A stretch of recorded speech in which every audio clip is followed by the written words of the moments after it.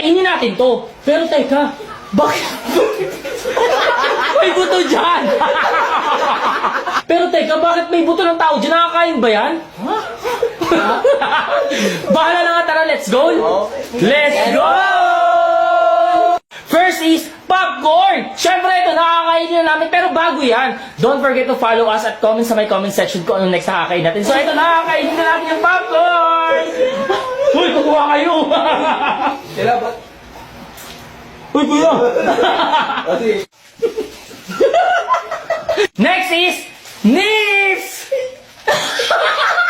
Buti na lang talaga, may pambili kami nito ng nips kasi pumunta kami sa bio ko. So kayo guys, kung gusto nyo manalo ng cellphone, kagamitan at iba pa, link on my bio. So ito na, kainin namin yung nips! Kainin natin! So ano, paano yung buksan yan? Sige.